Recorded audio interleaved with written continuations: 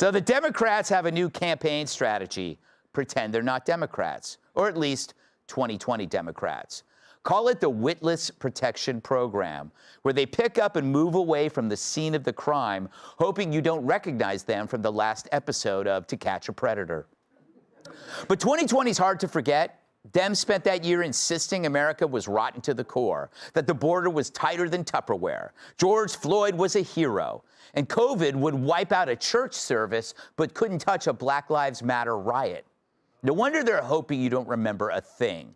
They prefer a total blackout, the kind Kamala has after she wakes up with her pantsuit on backwards.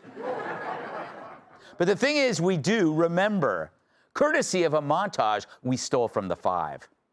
The bill to form a commission to study how to do reparations. Would you sign that bill? When I am elected president, I will sign that bill. Of course I would sign it. I would.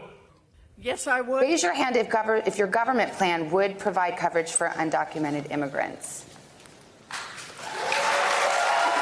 The world is going to end in 12 years if we don't address climate change. A hierarchy of values in this country that diminishes certain people based on their color of the skin. We are over-policed as a society, that we are investing in police, which is not solving problems, but making them worse.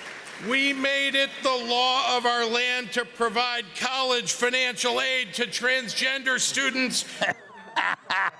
Oh, it's good to hear this stuff. Back in 2020, those weren't fringe ideas. It was their platform. It wasn't a campaign, it was an orgy of bad ideas, and we got stuck with the carpet cleaning bill. Now fast forward to today and poof, it's all gone. Vanished like a box of pastries outside Chris Christie's office. Because according to Axios, Dems are actively running away from their own positions on border security, DEI, crime, climate, and COVID lockdowns. You got governors saying they'd handle COVID differently. Gavin saying that Dems have to be more culturally normal, which is like Hillary Clinton telling you not to hang people. You got candidates disowning to fund the police, and now they're even pitching tax cuts. Yes, tax cuts from Democrats. That's like Vin Diesel pitching dandruff shampoo. Katie Porter, Chris Van Allen, Cory Booker, all floating plans to cut taxes, even though they voted against Trump's tax cuts, of course. So don't believe it. It's like a 14-year-old deleting his browser history when his parents walk into the room. But once mom and pop leave, the brat's back on gutfeldcamtoiletpics.edu. Looking for that weather picture. Yes. So really, wokeism isn't dead any more than a zombie can be dead. Oh, you think they're gone and everyone relaxes, and then bam, they pop up again, hungry for brains because they don't have any. That's because the same instincts are still there, the urge to control, punish, and take what's yours. It's like when a 58-year-old gets a facelift. Yeah, you look 35 now, but only because of all the work that you had done. That's really not who you are. And if you don't believe that, take a look. Yeah, that's the before and after. So the next version won't be called defund the police. It'll be something softer like community-led safety. And it will be worse because now there will be two chalk outlines, one around the victim and the other around the social worker who showed up with a box of tissues. That's why you can't let people forget. But it's easy to without context. It's not 2024, and Joe and Kamala aren't there to remind you why you needed Trump in the first place. So Trump's on his own, warts and all. It's no wonder the right starts fighting each other instead of remembering what they were up against. But woke isn't gone. Hardly. Roll our second montage, Pierre. If you cared about Medicare fraud or Medicaid fraud, you would kill Rick Scott.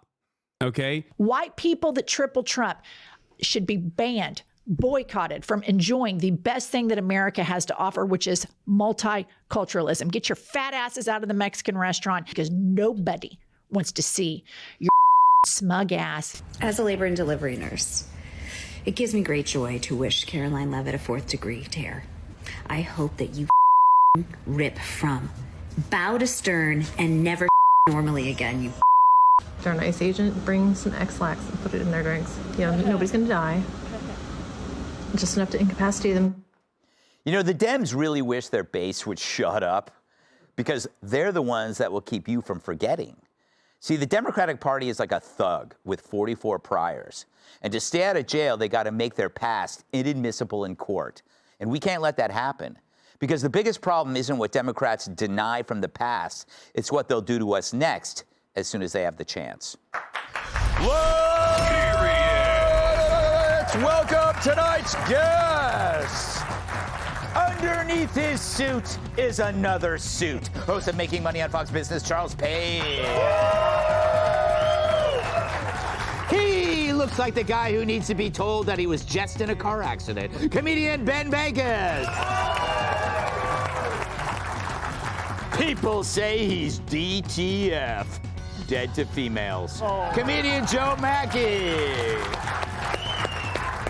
And her baby doesn't think she spends enough time at work. New York Times bestselling author and Fox News contributor, Cat Tiff. Charles, when we did that montage that we stole from The Five and you saw all that crazy that they talked about, we have to remind ourselves, because the media won't. They're going to act like this never happened. But it's still there, isn't it? It's there. It's probably gotten worse, to be honest with you, because they're seething now. Yeah. They're seething. Whatever it was, they turned the temperature up on it every single day. And they're so vicious about it. And, of course, all these Dems who are talking about tax cuts, every one of them wants to run for president, right? Yeah. Because, listen, when Donald Trump said, I'm going to give tax cuts on tips, that was it. Yeah. I mean, and of course, 2 days later, Kamala, she's like, I had that idea too. No, you didn't. No one believes you had that damn idea. And have you seen now what's happening? Yeah. There's a civil war in the Democratic Party. Some are calling this idea, what is it, sloppyism or something like that. And it's just because in their heart of hearts, they couldn't do it. Yeah. They couldn't let you have a nickel. And I think they're all going to, if they win, we're going to get in the spam burger, right? It's going to be within days. We'll figure out that, you know what? We really did elect Nurse Ratched again. This is one flew over the cuckoo's nest. And I don't think the American public will fall for it, but it's obvious that the folks who want higher office know they have to lie to us to get there. You know what? You remind me how much I hate Spam Burger, that I actually hate Spam Burger more than like somebody like, who's the guy with the crazy hair? Bernie Sanders.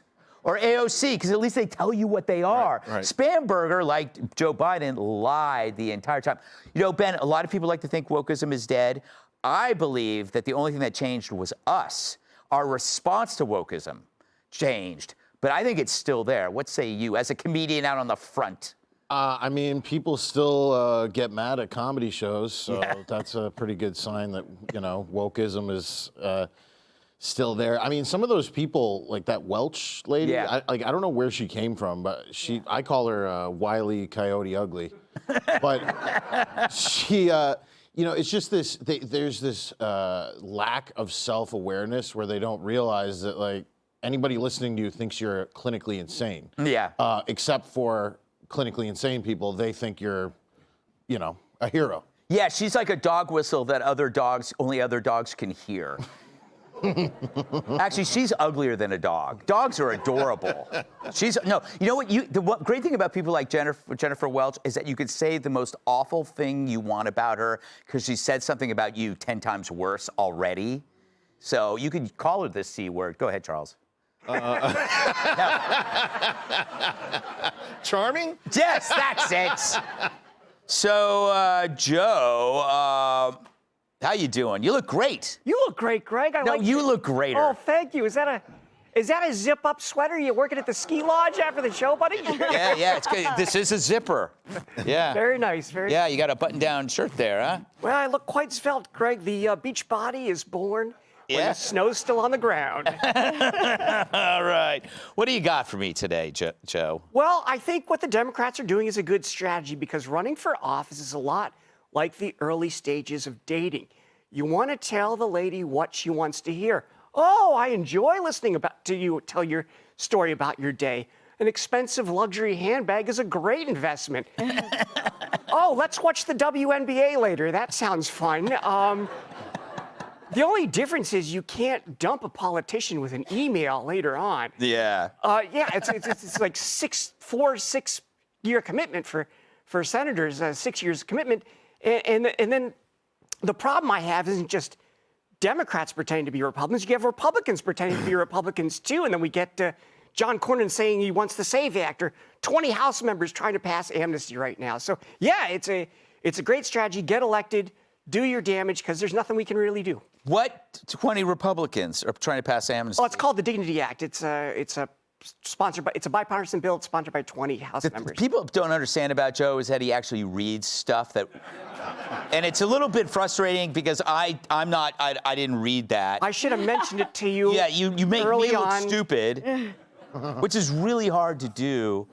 You know, Kat, Joe mentioned that it's like the early stages of dating, but it made me think it's like the early stages of dementia, where the assumption is that we will not remember what just happened. Well, some of that stuff, it's like, wow, that did happen. I know. It is. It is. But look, okay, I do have to ask, why were trans people getting to go to college for free? I don't know. No, but I'm serious. Like he was like, and great news. If you're trans, you get to go to college for free. I wish that was around when I studied so hard. Yes. So I could get a scholarship, and I did. I got a full tuition scholarship. Thank you. It's you don't have to clap, but I'm just saying I could have instead just walked around wearing a strap-on. No. You got the, you know, it's funny. Can you say that? I don't even know if you have to do that. You have the voice down. Right. Yeah. Yeah. I wouldn't have had to do anything. Yeah. That's true. I just said I'm trans. They'd be like, I believe that. Yeah. Right. Maybe me too. I could have just been like, hello, one college, please. The reason that trans people get free, education is because those universities, otherwise there won't be any trans people there, and then everybody else will be culturally normal again. That's actually a great point. They need to pump those numbers up so they can put that one person on the front of the brochure. Here's our trans person. We don't really want any more. We just want to show you that we have a trans person, and that way we might get funding or we'll get an activist group off our back. That's a good point. If it wasn't for Trump, we would also be giving probably ex-Hamas members a free scholarship as well. Yes, at least at Columbia. Be sure to like and subscribe for all the Fox News latest on YouTube, and catch full shows streaming now on Fox One.